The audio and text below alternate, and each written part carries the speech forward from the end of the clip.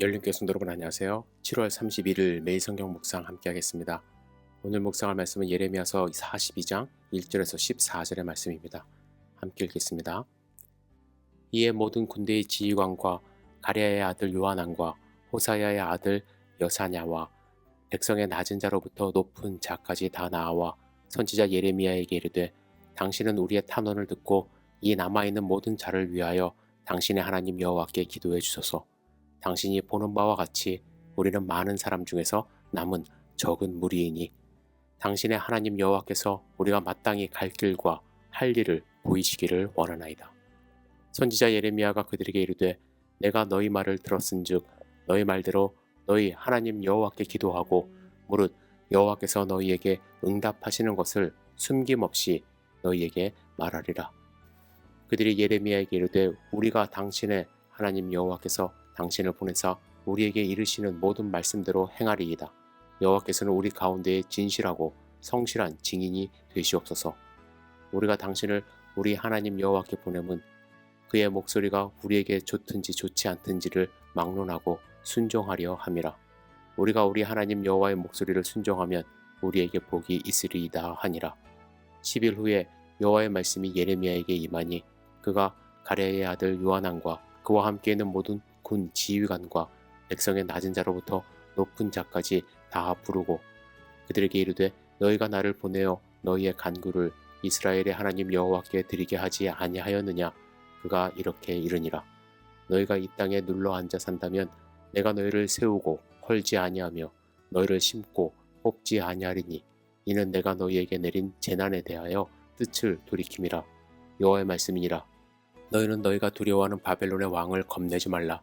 내가 너희와 함께 있어 너희를 구원하며 그의 손에서 너희를 건지리니 두려워하지 말라.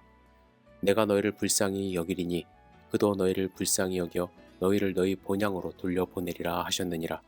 그러나 만일 너희가 너희 하나님 여호와의 말씀을 복종하지 아니하고 말하기를 우리는 이 땅에 살지 아니하리라 하며 또 너희가 말하기를 아니라 우리는 전쟁도 보이지 아니하며 나팔 소리도 들리지 아니하며 양식의 궁핍도 당하지 아니하는 애굽 땅으로 들어가 살리라 하면 잘못되리라. 아멘. 시드기야 왕 제11년에 예루살렘이 바벨론에 의하여 완전히 함락되었습니다.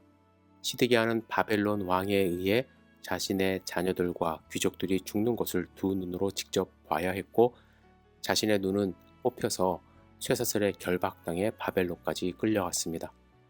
시드기야가 끌려갔을 때에 예루살렘과 유다에 거주하는 많은 사람도 같이 끌려갔죠. 하지만 남은 사람들도 있었어요. 무너진 예루살렘 성에 남아있는 사람들은 아무 소유가 없는 빈민들 그리고 이들을 이끌 소수의 지도자들 뿐이었습니다. 바벨론 왕이 유다 사람 그다랴를 임명하여 이러한 사람들을 맡아 관리하도록 이제 총독으로 세웠습니다. 이렇게 바벨론에 의해 세워진 총독 그다랴 이외에 일부 지도층 사람들이 예루살렘에 남아 있었던 것이죠.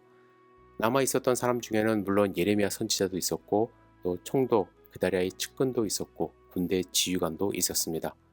하지만 남유다 멸망 이후에 예루살렘과 유다 지역은 혼란에 빠져버렸습니다.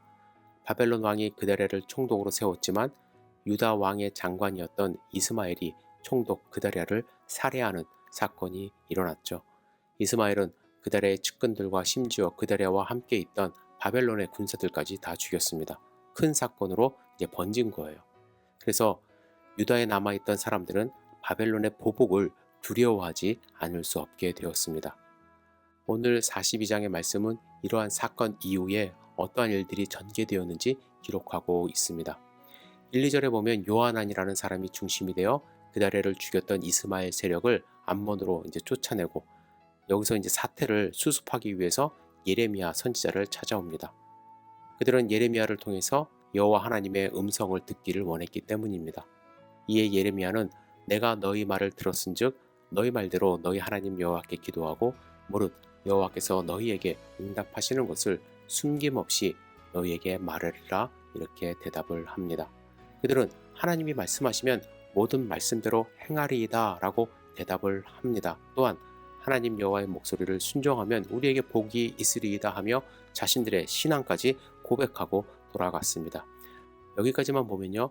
요하난과 그 사람들이 바벨론에 의해 멸망당한 후 이스마엘 사태로 인해 죽음의 위기에 처했지만 사태 해결을 위해서 하나님의 뜻을 철저히 따르려고 하는 믿음의 행동을 발견할 수 있습니다.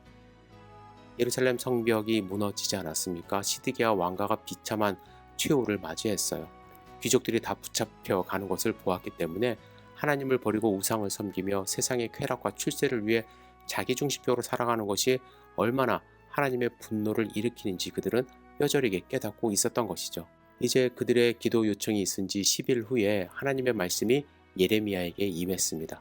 하나님의 말씀의 요지는 남아있는 사람들은 그들이 살아왔던 땅을 떠나지 말라고 말씀하시는 거예요. 지금까지 예레미야 선지자를 통해서 말씀하신 것과 다른 말씀이 아니었습니다. 미래에 대한 하나님의 계획은 무엇입니까? 바벨론 포로로 끌려갔던 사람들의 후손들을 이 땅에 다시 마음과 정성을 다하여 심는 거예요.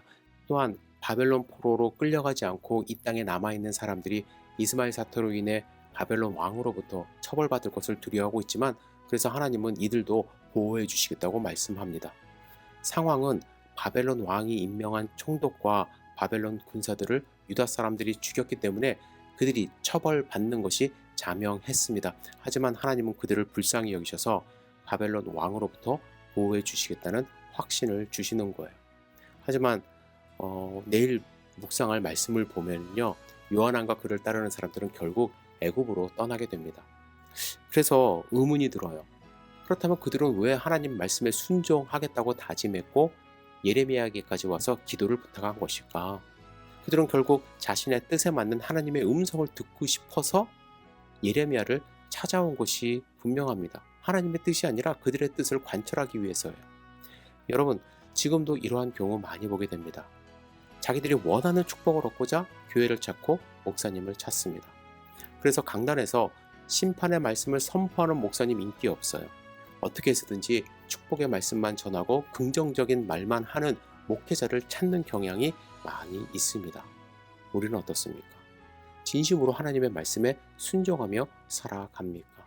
그것이 하나님의 말씀이라는 확신이 있다면 여러분은 어떠한 경우에도 거기서 벗어나지 않고 하나님의 말씀을 의지하며 하루하루 살아가시기를 주님의 이름으로 축복합니다.